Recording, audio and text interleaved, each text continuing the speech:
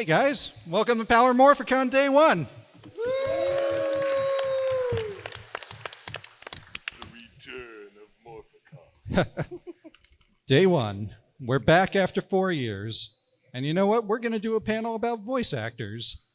So, welcome to Chillin' with Voice Actors. So, I gathered 5 really awesome people to do this panel, and let me introduce you to them. To my left, we have Richard Cancino. Next to Richard, we have Derek Stephen Prince. We also have Lex Lang. We have Rebecca Forrestat. And last but certainly not least, we have Neil Kaplan. And most of these guys, or some of them, most of these guys have never done my panel. That's how long it's been since I've done one of these. But usually I like to start these panels off with asking my guests, what are some of the roles that people would know you best for? And then tell us about something that would make people's heads explode if they found out you were behind it. Richard, why don't we start with you? Okay, I don't know if you know this. I mean, some of you know. There's a series called Rurouni Kenshin. Yes. You know that if you know that series, then I was Kenshin. Okay, and I've done some other things. In Digimon, I played a lot of the monsters. You know, like I can't even remember one of them. A lot of the names, but you stop by my booth and I'll have pictures of all of them. Some of you have already seen it. I have no idea who they are. Okay, the only thing that might interest you, and I bet none of you. Okay, have any of you ever heard of an old movie star from the 40s called, her name was Rita Hayworth? Rita Hayworth was my aunt. She was my Aunt Rita. Whoa. I knew that. You didn't know that? I knew that. Yeah. And, okay, this is going to further blow your socks off. My Aunt Rita, her uncle was, I called him Uncle Vinton. And this is an old TV, there was an old TV show he called I Dream of Jeannie. Have you ever heard of that? You've heard of that? Okay. Well, I think the last season or the last couple of seasons, he played the general on I Dream of Jeannie. He was the bad guy on Zorro. If you ever, you guys know this stuff. You're too young to know this stuff. Anyway, It's called reruns, Richard. it's reruns. Okay, so Uncle Vinton was married to the aunt of Ginger Rogers. You all know who Ginger Rogers was? Fred Astaire, Ginger Rogers. So, and then my father's brother, there were 3. There were Rita, my Uncle Ed, and my dad. Those are the 3 kids. My Uncle Ed was married to a woman whose cousin was Donna Reed. So I come from this showbiz family, yeah, and I ended up here. Derek, what would people know you best for? I don't know what they'd know me best for, but no. Let's see. Uri Ueshida from Bleach, the Digimon Emperor and Beamon from season 2 of Digimon Adventure 2, and Vexen from Kingdom Hearts, I guess, are some. Oh yeah, Elgar from Power Rangers, Turbo, and in space. Two little fun facts. These 2 gentlemen on each side of me were all in variations of the same show. Richard already brought it up because Rurouni Kenshin. However, prior to Rurouni Kenshin was Samurai X, Yeah. which you were also in. And and in that show, I was Sansuke, and in Sanosuke, and in Rurouni Kenshin, you were Sanosuke. That's right. So, little fun fact. And I was Kenshin in both Yeah, versions you were Kenshin in both of because I wasn't versatile enough to switch roles. At No, least because that's you what, were- that's what Lex told me. You were just that awesome. So they had to hire you again. For 90 plus episodes. Right? Exactly. Last little, I guess, mind-blowing. You said mind-blowing fact, didn't Yes. you? Okay, so scary movie fans? Scary movie fans? Anybody? So if you remember Scary Movie 3, there were 2 aliens in it. I was the peeing alien. Thank you. Thank you. Lex? Hey, everybody. Let's see. I'm Lex Lang, and I've done about over 450 characters in the last 26 years, and some you might know are Sanosuke from Rurouni Kenshin, Dr. Neocortex from the Crash Bandicoot series. Let's see. Jujutsu Kaisen, I play Suguru Geto. I've played Han Solo in a lot of different video games. I've done Poe Dameron in the Battlefront 2 games. I've played Batman. I've played Doctor Doom. And I've just been in a ton of games and things, and it's been totally awesome. Let's see, what would blow your mind? I don't have any famous relatives. I only work with people. Maybe, you know, one of the things I do as a voice actor is celebrity voice matching. And so what might blow your mind is I've done over 300 movies where I've voiced replacement lines or efforts or different lines for different celebrities, and hopefully you haven't noticed because that's what I get paid to do, is have you not notice that I came in instead of the celebrity. So that's kind of one. And aside from that, that's it. My father was born in Paris, France. My mother was born in Casablanca, North Africa. So I am a first generation European and African American, oddly enough. And that'd blow your mind, right? Okay, so that's enough of me, and I'm looking forward to having fun on the panel. Becky? Okay. I'm Rebecca Forstadt, and I'm the oldest one here.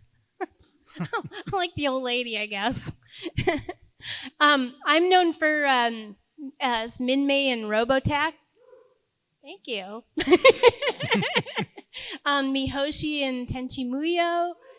Thank you. Nunnally and Code Geass. Thank you. Wow. And a whole bunch of, I don't know, like a whole. I have to look myself up on the IMDb because I can't remember what I did. But I just found out that I played Fighting Flea in Power Rangers. I knew I played a monster. I just didn't know what his name was. Oh, you know, I forgot. In Power Rangers, hey, we're at the Power Morphicon. I played Rygog and Larigo in Power Rangers Turbo, and I play Ecliptor in Power Rangers in Space, and I play Zenaku in Wild Force. Okay, back to you. Okay, my mind-blowing thing. I starred in a movie, or I had a pretty large part in a movie starring Kate Mulgrew. The movie kind of died, and you probably can't even find it anywhere. But I got to do some scenes with her. That was fun. Neil? Hello there. My name is Neil Kaplan. I go back to season 2 of Mighty Morphin Power Rangers. It took me a while to figure that out, but I was thinking about it one day, and the Power Ranger movie came on HBO, and I'm sitting there and I'm thinking, oh, that would have been fun to work on. And then 14 seconds later, I heard my voice, and I went, oh, that was fun to work on. But I basically answered an ad in drama log. Remember that? That's a word. I've not heard that name in a long time.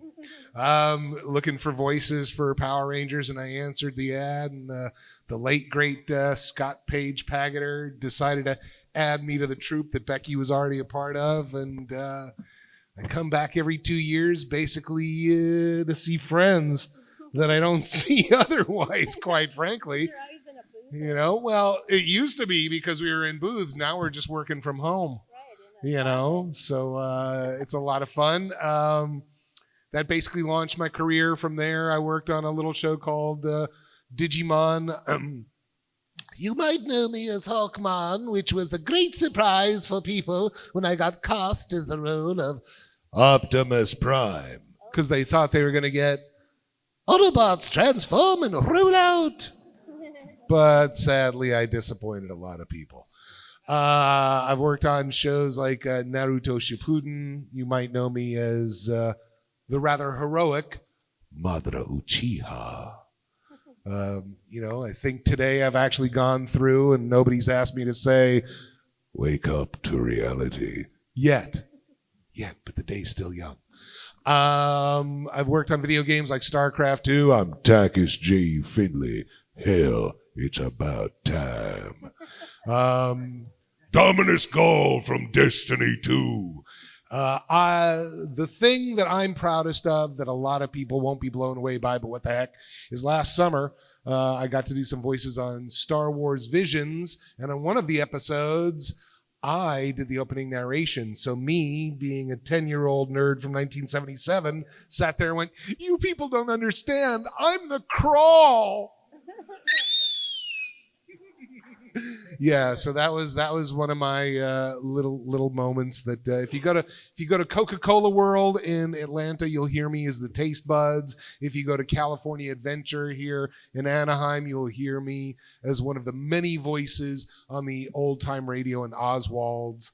I was the narrator for the YA series I Am Number 4, which for some reason I've been having lots and lots of 20-year-olds come up to me and say, I grew up listening to you, read me books. And it's like, cool. I've done commercials, I've done video games, I've done narration. If there's a voice, I've done it. And yes, I was even the voice of a Care Bear.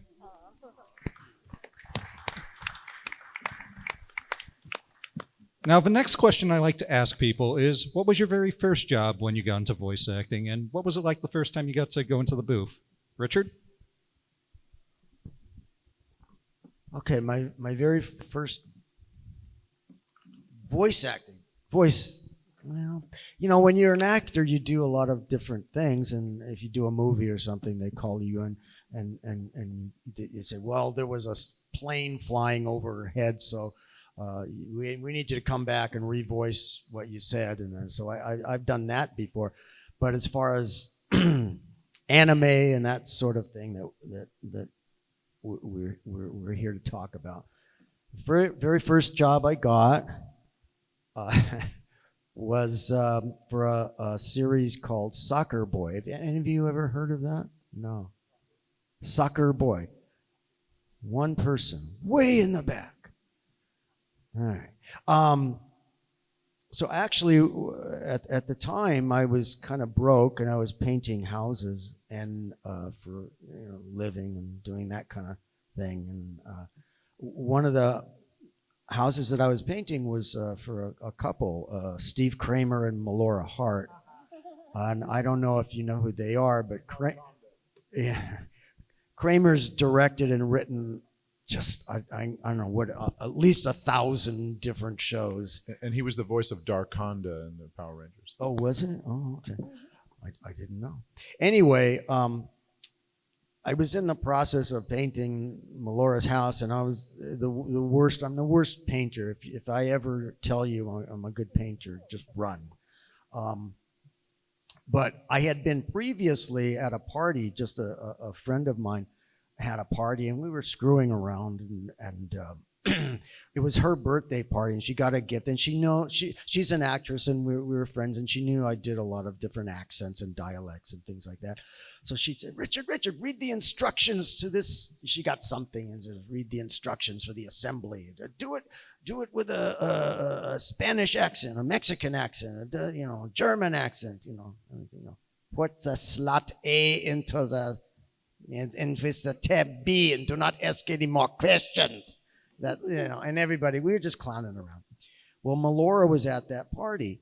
So this series, Soccer Boy, was about the World Cup soccer, the history of the World Cup soccer. And they needed people who could do dialects and accents and things. So Melora kept saying to Steve, you should, bring Richard in for this. And Steve says, I don't want to do that. I don't know if he can do this or not. He said, it takes a certain skill or talent to dub into things, and it's expensive, and you don't want to waste people's time and by bringing in someone that can't do the work. But eventually, I guess she nagged him enough that he said, all right, I'll bring him in for one day of Walla. Walla is the background voices you hear. Like if we were real quiet right now and you hear all those talking in the background from the convention, that's what they call Walla. It comes from the old days when they used to bring secretaries and into the studio on a movie set and just say, stand in front of the microphone and just say Walla, Walla, Walla, Walla, peas and carrots, peas and carrots, peas and carrots. And that'll be the background noise for the party or whatever. So they call that Walla. So he said, So I was in there for that, and there were a bunch of guys there who were writers and directors and actors themselves, and I was getting along with everybody, and we were having a good time, and I was pretty good at it. And Steve called me, and he brought me up, says, "Okay, Richard, I want you to voice this character." It was one line. Not a big deal, I waited. When you were in the studio in those days, you got three beeps, beep, beep, beep, and on the imaginary fourth beep, you started talking. And so I did it, and I didn't realize that Steve was auditioning me at that point. It was one sentence. I had no idea. I probably would have, pooped my pants or something if I'd realized. And anyway, that's how I got my start. He liked me. They liked me. Other people said, hey, let's bring him in. And then I got a job over at Saban for this show called Eagle Riders, which was a redo of Gatchaman. And I got that because the original guy they had cast in the role of Hunter, his name was Bob Bergen, he got the voice of Porky Pig, and so he didn't have time to do this. So they had auditions, and I got the part, and I thought it was because I was so great. It turned out, no, I just sounded like him, so that when there were efforts and grunts and groans and things like that, they didn't have to replace that. They just used his voice and mine and together, and that lasted a year and led to other things, and the rest is history. Wow. I cannot do Porky Pig. That's all, folks. That's a. Oh my God. Wow. Derek? Wow. Segue into how I got into voice acting. Wow, you gave me quite a lead there, my friend. So my mentor for voice acting before I even became a voice actor was Bob Bergen. And he helped me create my first demo tape. Demo tapes at that point in time was like your calling card. It's like your business card. You have to hand them out to producers and casting directors for them to potentially hire you. And Bob invited me so that I can kind of get a feel for what voice acting was like to his last recording session for Eagle Riders before he finished. And that then led me into Hollywood Reporter, which was this magazine that I don't even know if they're still around anymore, are they?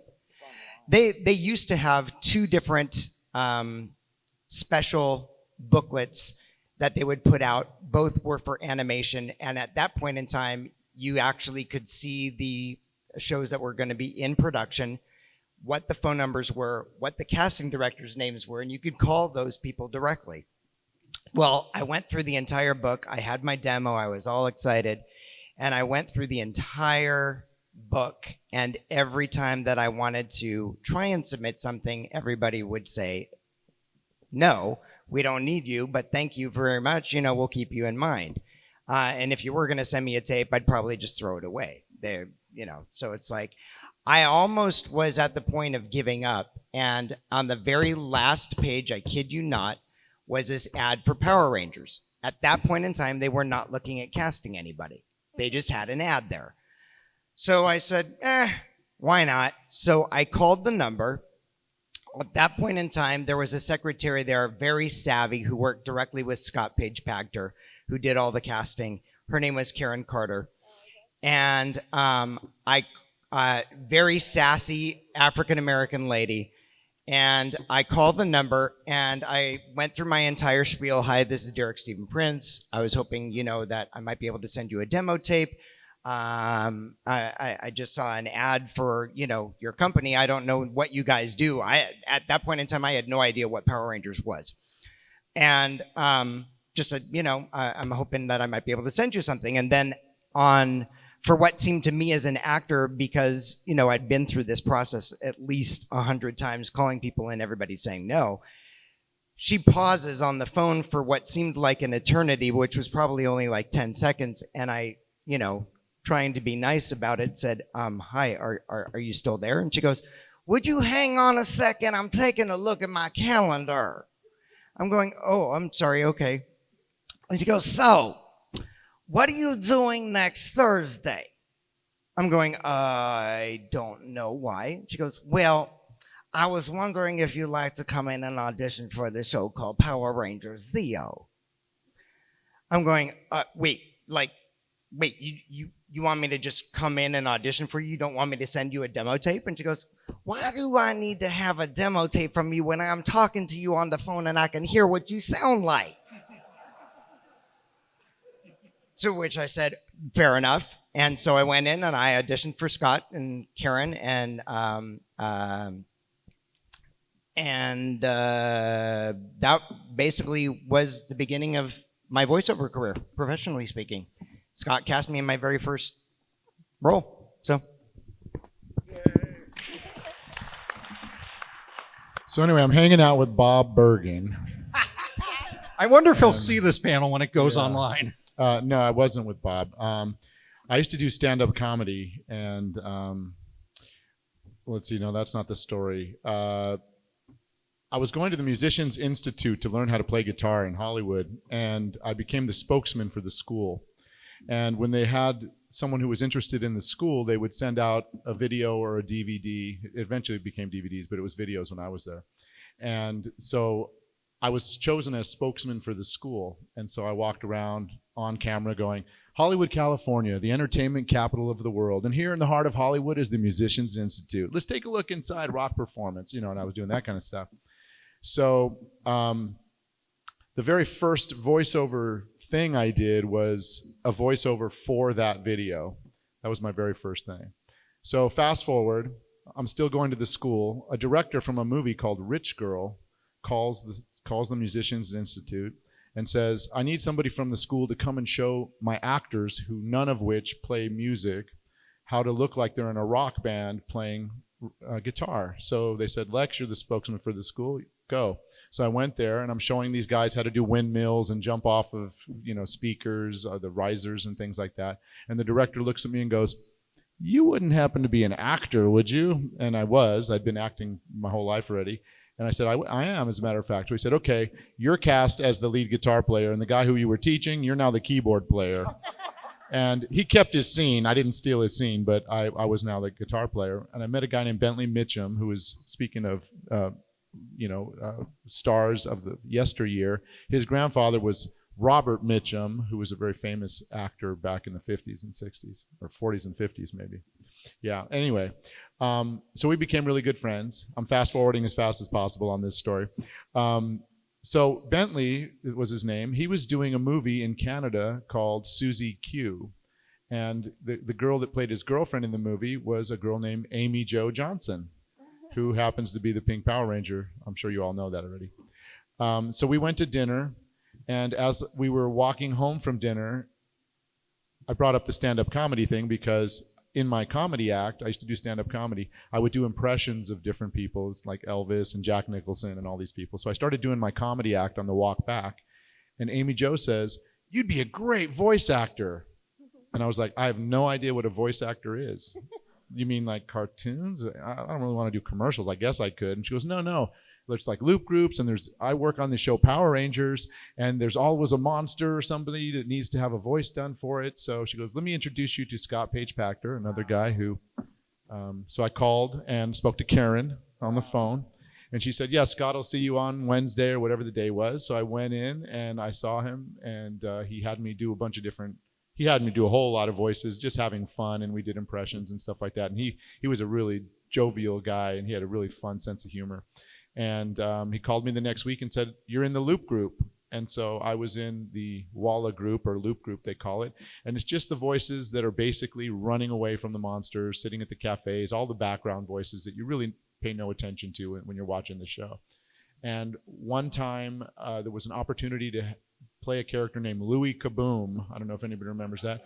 Louis Kaboom! Or whatever, I think. He says his name like 25 times. I know he actually says other stuff too, but that's what so that was my very first role as a voice actor, was Louis Kaboom. And then I went on to Turbo, where we played opposite each other, Elgar and Rygog, and I played Larago, the little wizard, and then it was Ecliptor and all that. But then from there I did the voice matching, and then got into some animation where I did some more regular roles, and that's how I started. Well, my first acting role that I got paid for was doing melodramas for 3 years at Knott's Berry Farm. Like being tied to the railroad tracks, and it was really fun. Steve Martin actually had worked there a few years before me. So that's kind of where he got started also. But my first voiceover gig, I think, was it was a radio commercial where I played a dog. And then in 1981, that's when I really started doing a lot of voiceover. I answered an ad in Dramalog and started working at this studio that was they were putting out these really weird Japanese cartoons that were kind of going out into the wind, and we didn't even know what they were. And I cannot remember what the first one was, but it was probably some version of Frankenstein, or, but a Japanese version where they had to cut out a lot of stuff because it was, you couldn't show it on TV. That's pretty much it. And then after that, I just started working all the time for a long time.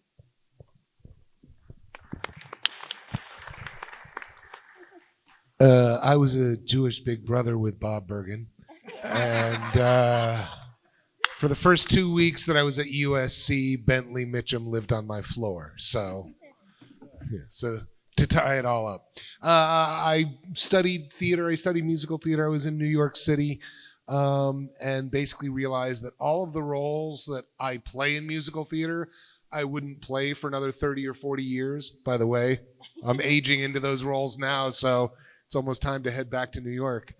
And I basically met a friend of my uncle's who was a DJ on CBS FM in New York.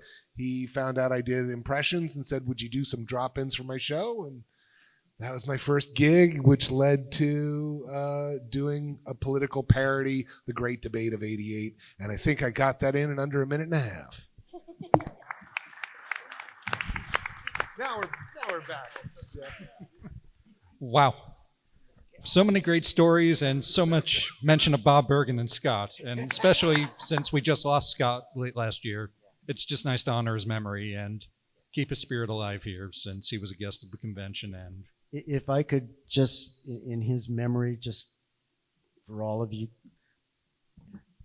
I remember almost every take, Scott would be in the director's booth, and he would say to me, "Okay, we're going to do this loop now. Try not to suck." He was very supportive that way. Just so you know.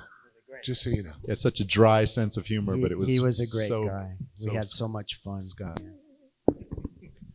Yeah, plain and simple, this convention would not be here if it wasn't for Scott. And this is our first time here without him, and it's a little awkward. But he would want us to be here, and he'd want us to have fun, and he'd want us to smile and tell stories about him, because he had a Cheshire cat smile. You know, I mean, Lex was absolutely right. He would light up any room he walked into. He was a great director. He taught half of the voiceover community how to scuba. And he was a heck of a musician too, you know. And if you ever got to see him at a Morphicon, consider yourself lucky. And if you never did, just stick around. You'll hear plenty of stories about him, and it'll make you smile. Well said.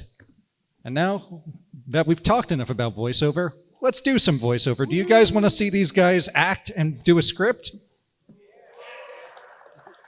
We can be a little louder than that. Let's make the other room wish they were in here. Do you guys want to see these people do a script reading? All right, so I brought scripts. We're going to do what's called a cold reading. It means these people have never seen these scripts before, and tonight we're going to do a 1940s Superman script. Since Richard kept bringing up the 40s. And now I will go and assign the roles, and hopefully people will pass the scripts down. But our narrator for tonight will be played by Neil Kaplan. Sweet. And Neil, there will be special direction for you with this role. I would like to hear every line in a different voice. Oh, there are more coming. Give me 1 sec. I was just giving Neil his direction. And with a Superman script, you need someone to play Superman, and that will obviously be Lex Lang.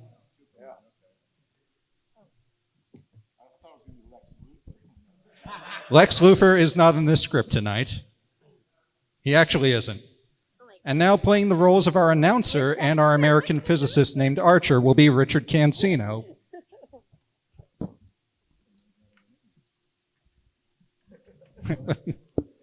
And playing the role of our French guide Henry, or Henri, and the role of Robin, the boy wonder, because there is a little bit of a crossover at the end, is Derek Stephen Prince. Finally, the role of Villager, which is just a Swiss villager with one line, and Jimmy Olsen will be played by Rebecca Forrestat. You can do whatever accent you want. Like we would know. Exactly. And there's a little British midget named Freddie. That was supposed to be played by Sandy Fox, who is currently working a gig. We love Sandy. She'll be here tomorrow. Come see her and say hi. I'll be filling in for her. I am not Sandy, but I will give it my best shot. All right. Neil, would you like to start us off? Go nuts. Give these people a good show. Let's show them how much fun voiceover can be. Let's see. All right, here. Narrator. Yeah, that's what we're doing here. All righty. Faster than a speeding bullet. Gunshot with ricochet. More powerful than a locomotive. Train whistle blows. Join us on the sound effects, audience. Able to leap tall buildings at a single bound there. Oh, hey, look up there in the sky. It's a bird. It's a plane. It's Superman.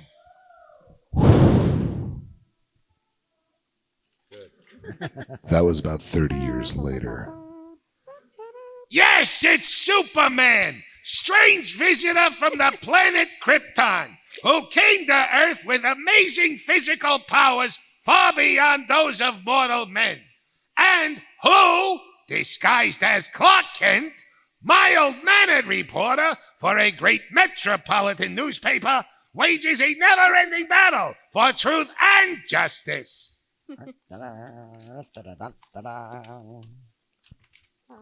Today, while Superman pits his strength against the might of the sun at the top of a towering snow-covered mountain in the Alps, Robert Archer and a group of terrified villagers stand far below and witness a hair-raising sight. What is that? What is that? It come from the mountain. Oh, avalanche! Run for your lives! Oh, Look, there's Superman. Good heavens. He's falling. He looks dead. Dun, dun, dun, dun.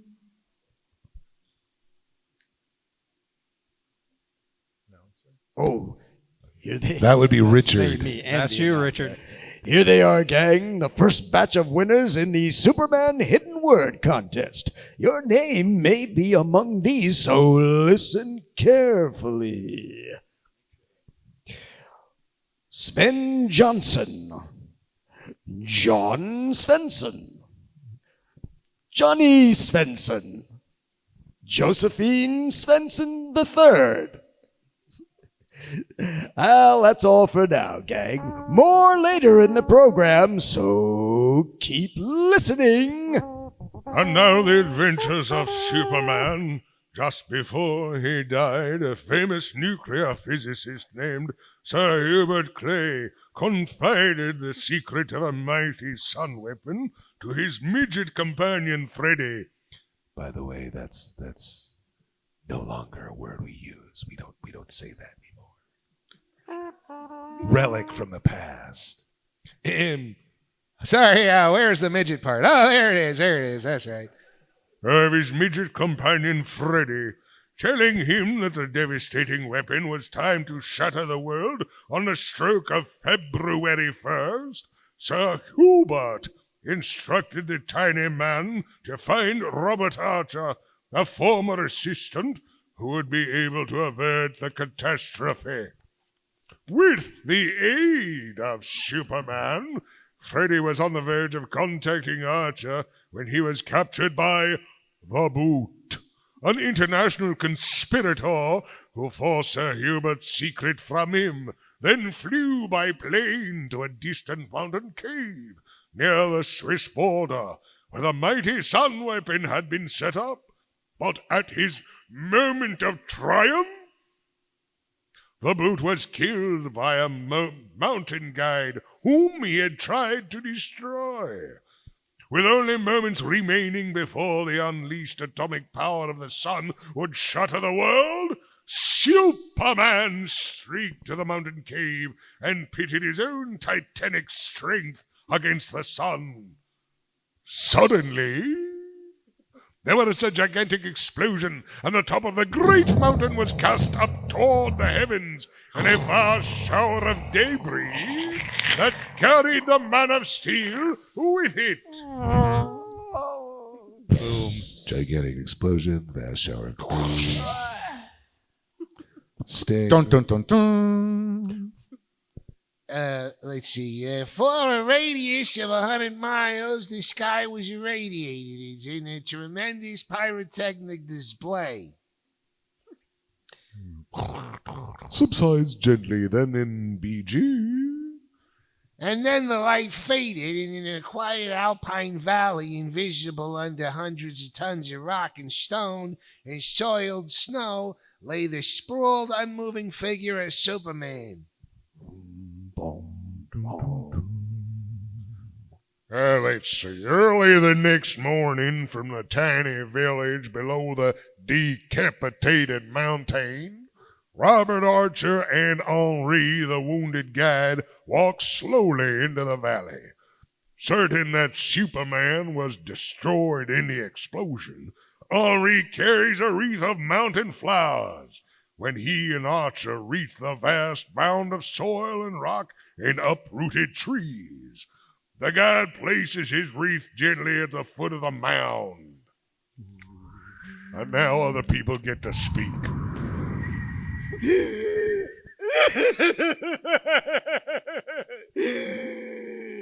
Rest in peace, Superman. He gave his life that we and the rest of mankind could live, Henri. Oui, Monsieur Archer. He was a great and a good man. Yes. And now he's gone. I can hardly believe it.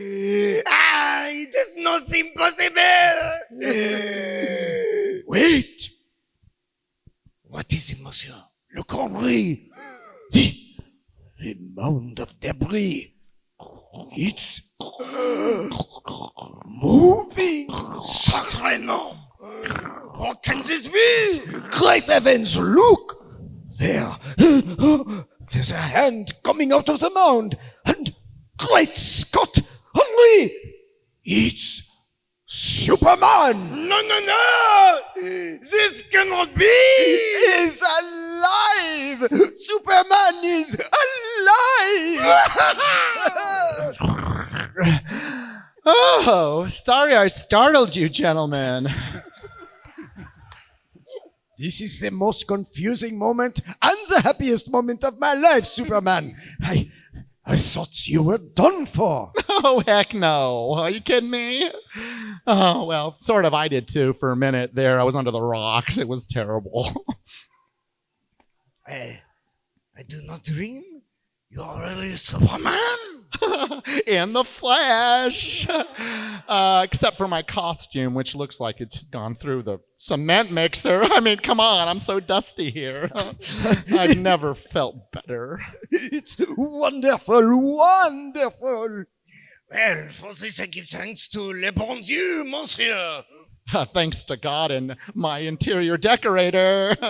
Listen, I'm so glad you're all right, and I'm gonna look for the Boots bullet. Oh my gosh, you broke your arm, huh? Well, but this was the pain.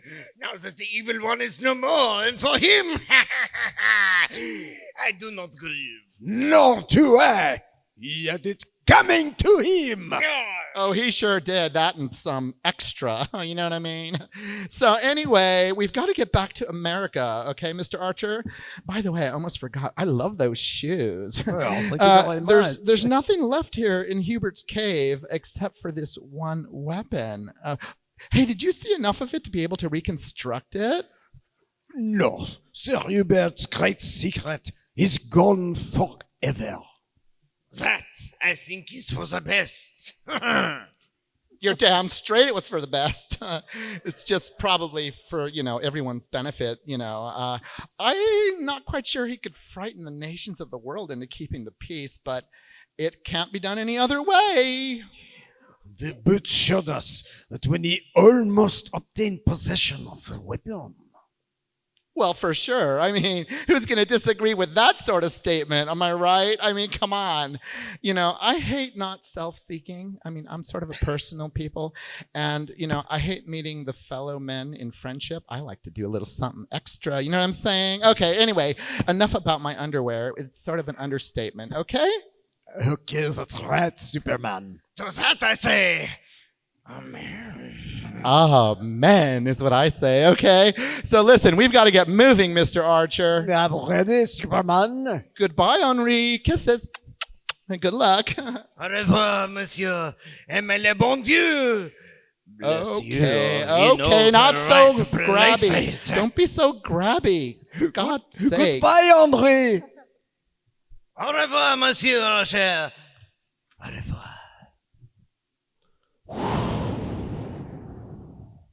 Dun, dun, dun, dun.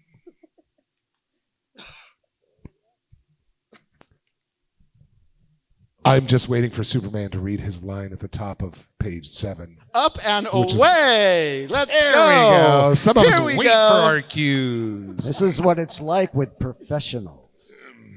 Leaping up from the little valley with Robert Archer in his arms, Superman pauses in curious flight for a brief moment to wave to the smiling guide and to look once more at the oddly decapitated mountain, the scene of one of the most hazardous and exciting experiences. And then he summons his great strength and rockets away to the west, over plains, over cities and rivers, and out over the vast Atlantic on his way back to Metropolis. The following day, once more in his guise and garb of Clark Kent, the mild-mannered and bespectacled... Nice. It's English, Neil. You've read it before. The mild-mannered and bespectacled reporter, he is in his office in the Daily Planet writing a follow-up on his great story when the door opens. And Cub reporter Jimmy Olsen enters with Freddy, the tiny man, although still a bit wan, is beaming and resplendently attired in a new frock coat of emerald green, striped trousers pressed to a razor's edge, and gleaming patent leather shoes, and hung from his arms a tiny rolled umbrella. Hiya, Mr. Kent. Hello, Jim. Look who's here. Oh, it's Freddy. Well, when did they let you out of the hospital? Oh, just now. Oh, I must say, Mr. Kent, it was jolly decent of you. Just jolly decent of you to send me this new outfit. Oh, think nothing of it, Freddy. Do they fit all right? Oh, perfectly. My other garments were completely ruined in the boot's beastly chimney, you know. Boy, doesn't he look sharp, though? He certainly does. Come on, Freddy, let me put you up onto my desk. Oh, Jesus, you gained weight. Oh, we can get a good look at you now. Ah, very well, old man. There you are. Wow, sure looks keen.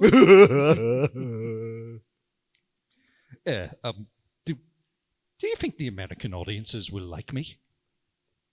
American audiences? Why do you ask? Well, he's going back into the circus business.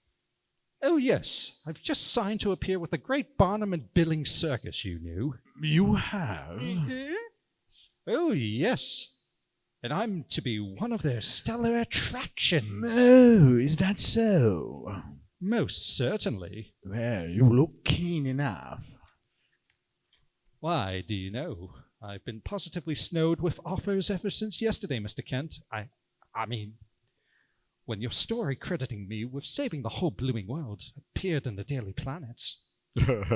Yeah, well, that's pretty swell, huh, Jim? It sure is. Oh, but I'll miss you, Freddy. I was, kind of hoping you'd stick around here. Oh, well, I'll miss you too, old chap. Frightfully. But, well, you know how it is. Show must go on and all that sort of thing. Sure, I know. But the circus plays Metropolis every year, you know, so I'll be seeing both of you chaps then. Say, that's right. Yeah, we'll be right in those box seats, Freddy. Come on, you got to come down. Ring, ring. Oh, hey, hold on a second. Excuse me a minute. Clark Kent speaking. Mr. Kent, this is Robin. Robin, you sound different. That's right, Batman's. Oh, yes, Robin. Well, what can I do for you? Yeah, listen, can you come to our house right away? Well, yes, but what's wrong, Robin? You sound rather upset. Well, I am, Mr. Kent. Something terrible has happened. I was wondering, what on earth is going on over there? I can't talk about it on the phone. Can you come here, please? Right now! Hold on there. Just don't get so crazy about it, okay? Well, I guess I could go down there, maybe later. Hurry, please, Mr. Kent. Hurry. I'll be down there, Robin. Just sit tight.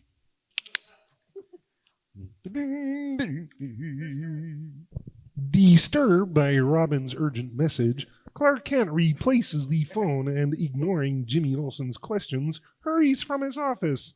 A moment later, he is en route to the home of the famous Batman and Robin as Superman.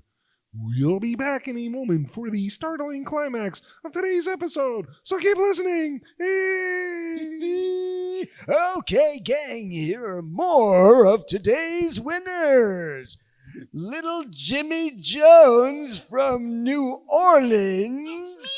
Yes, and Big Bubba Smith from New York City. Oh, yeah. That's me. And this tall Tex from Minnesota.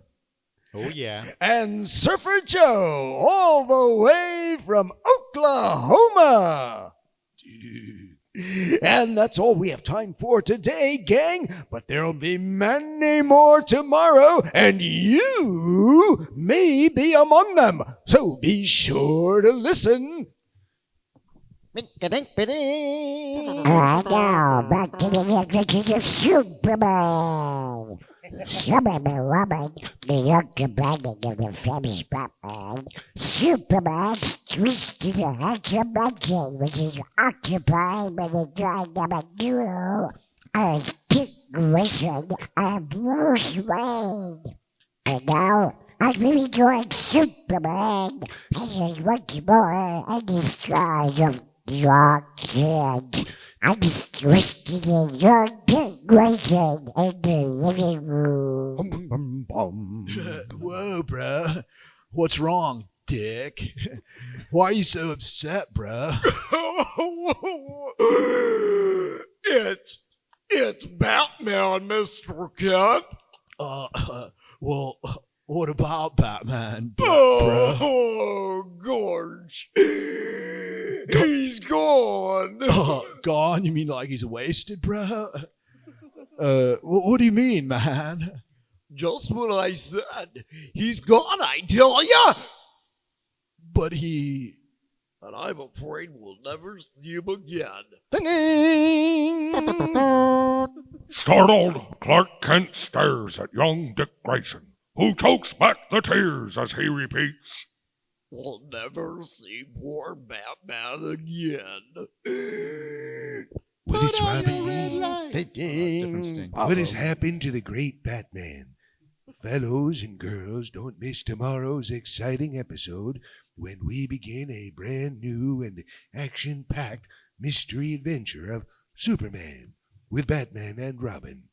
Be sure to tune in tomorrow, same time, same station, for Chapter 1 of a new adventure of Superman.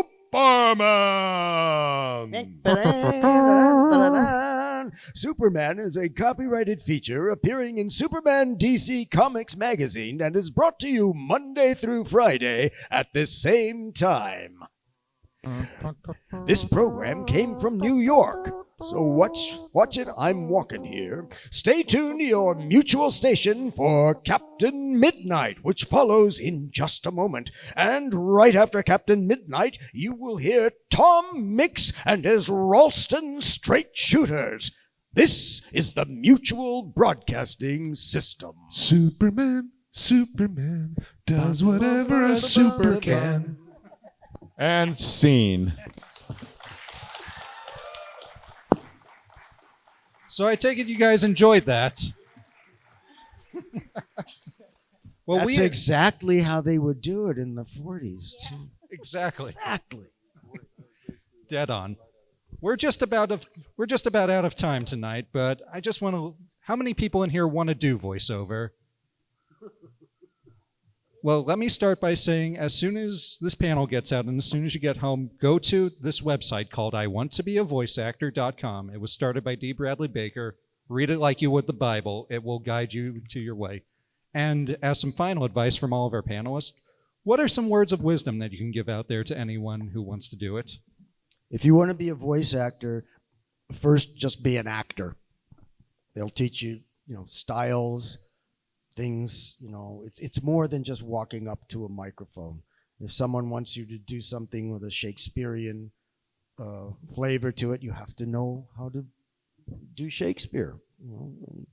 Learn dialects, accents, and learn how to improvise. That's important. And be an actor. That's my advice. I think Bob Bergen used to give that same advice. Yes, he did.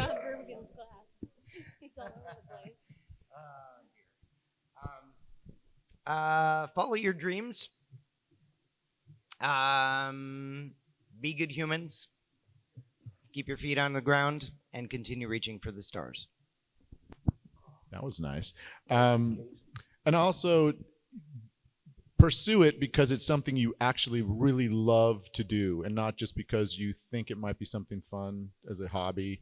It's really, you got to love acting, you got to love playing, you got to love improvising, you got to really just love the craft of it, and the rest will come, Eventually you'll quit your day job and then you'll go, oh, I have a little extra money too. So it'll be good. Just follow, as he said, your dream, but do it because you love it. And if you have something else that you love doing, follow that.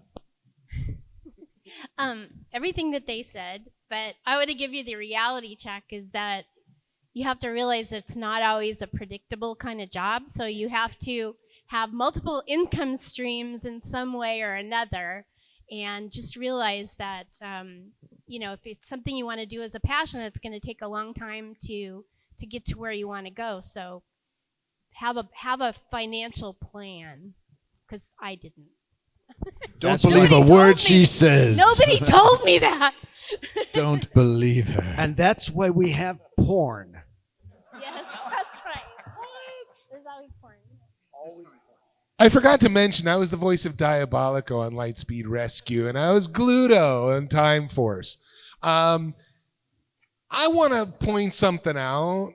I find it very strange that I run into people all the time that say they want to do voiceover, and they seem to think it's the only art form on the planet that you can only do professionally. If you wanted to paint, you wouldn't sit there and go, well, I'm going to start painting as soon as I get a gallery show. If you wanted to dance, you wouldn't say, just cast me in a Broadway show. You would take a dance class, or you would go to a club, or you would just put on some music and dance. If you wanted to act, you don't have to be a professional actor. You can join your local community theater. If you want to voice act, you have this brilliant, wonderful thing that we old farts didn't have called the internet.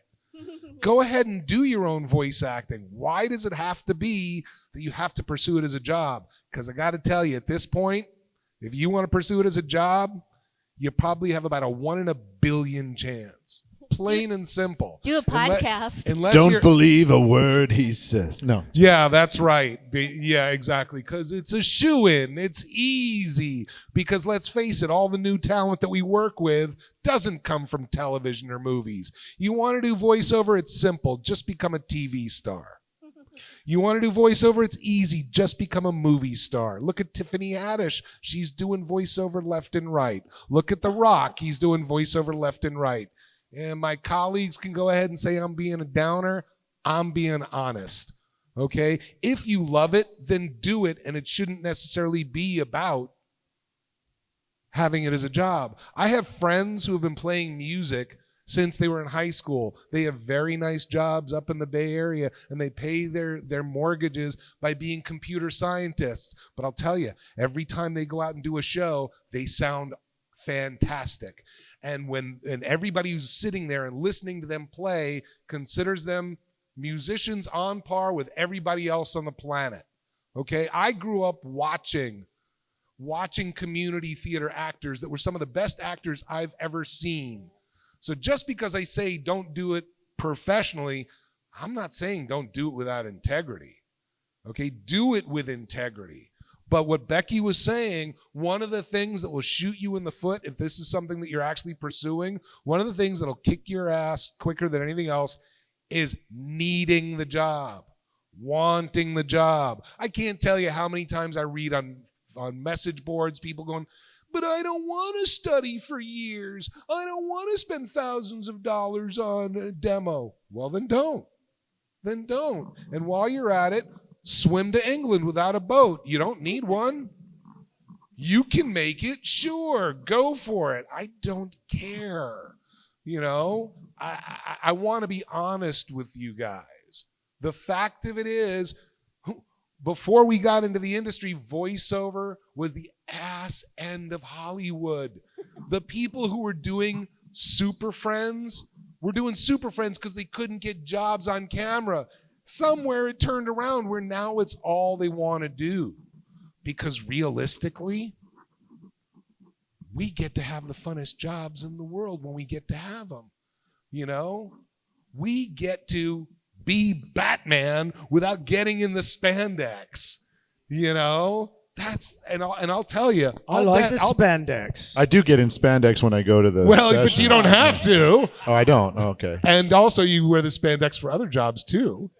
Don't you? I do. There you go. Neocortex, I wear the So spandex. what I would say is if it's something you really want to do, create something.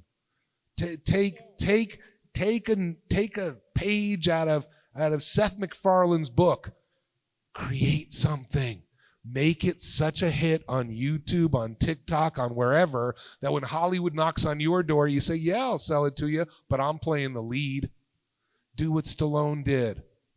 That's what he did with Rocky. That's what Seth MacFarlane did. Create your own thing. You have the internet. You can create your own animated feature and have 10,000 people see it. And in a world of 7 billion people, that's less than a drop in the bucket. But you as a creator, if you create something that 10,000 people see and like, you're pretty freaking happy. So maybe don't look at the old way of looking at voice acting. Create your own thing. That's my suggestion. I just want to say, You can believe that part. For those of you who are, and I've said this to people, if you really cannot be happy doing anything else but acting or voice acting or any kind of acting, then you will end up doing it. If you find anything else in your life that makes you as happy as acting, you'll end up doing that full time. And you'll do the acting part as a hobby. It's just the way it's going to work out.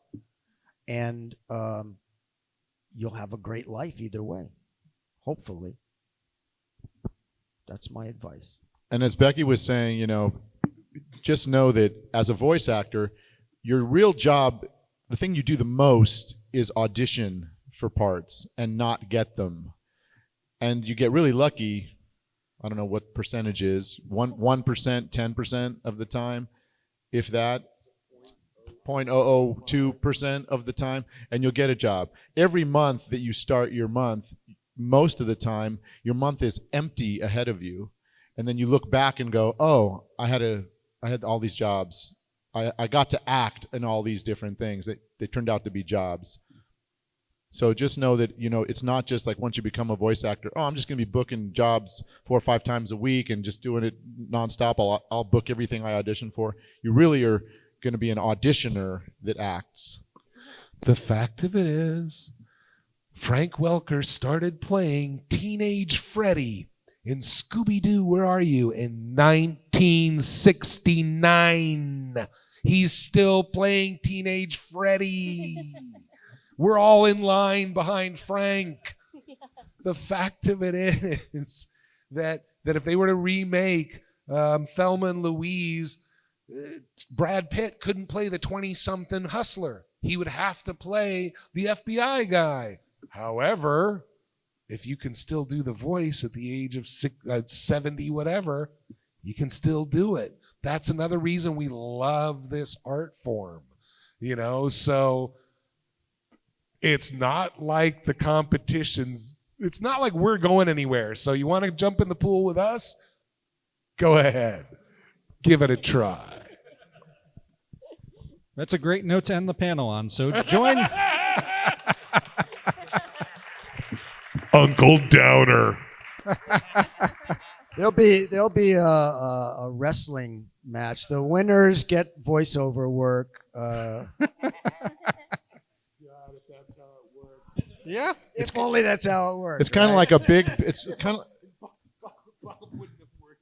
it's kind of like a giant building that has escalators that go to each floor.